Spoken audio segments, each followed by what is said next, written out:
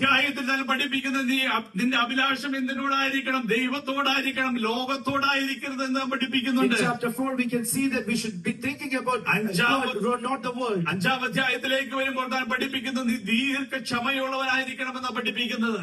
And in chapter 5 we can see that we should be able to forgive other people. യാക്കോബ് 3-ാം അധ്യായത്തിന്റെ 5-ാം വാക്യത്തിലേക്ക് വരുമ്പോൾ പറയുന്നു, നീ അങ്ങനെ തന്നെ നിന്റെ നാവും ചെറിയ അവയവമെങ്കിലും വളരെ വമ്പ് പറയുന്നു എന്ന്.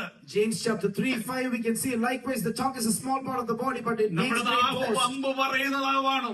Our tongue makes great boast. Hallelujah. നമ്മുടെ നാവ് അഭിഷേകം പറയുന്ന നാവാണോ അതോ വമ്പ് പറയുന്ന നാവാകുന്നു എന്ന് പരിശോധിക്കാൻ ഇത് പകൽക്കാലം കഴിയട്ടെ. We should be able to evaluate and see if your tongue is filled with the Holy Spirit. 37-ാം സങ്കീർത്തനത്തിൽ വളരെ വ്യക്തതയോടുകൂടി ദൈവാത്മാവ് ഇടപെട്ടു.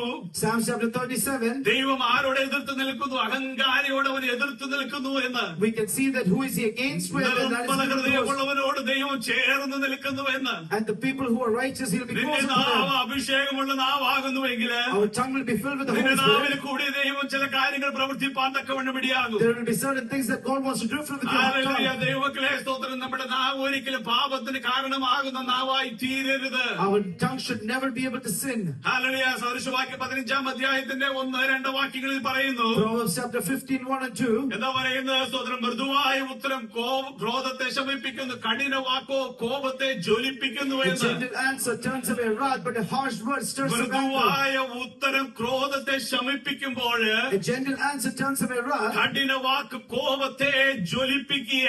but a harsh word stirs up anger. Praise God. ദൈവ മക്കളുടെ വാക്കുകൾ എന്തായി തീരണം? സ്തോത്രം. ക്രോധത്തെ ശമിപ്പിക്കുന്ന വാക്കുകളായി മാറണം. the words that we use that shouldn't be harsh. കുടുംബങ്ങളിലേക്ക് നോക്കേ.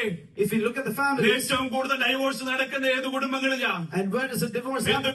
കുടുംബങ്ങളിലാണ് ഡൈവോഴ്സിന്റെ ഹല്ലേലൂയ സ്തോത്രം ആർദ്രത കൂടിക്കൊണ്ടിരിക്കുന്നത്.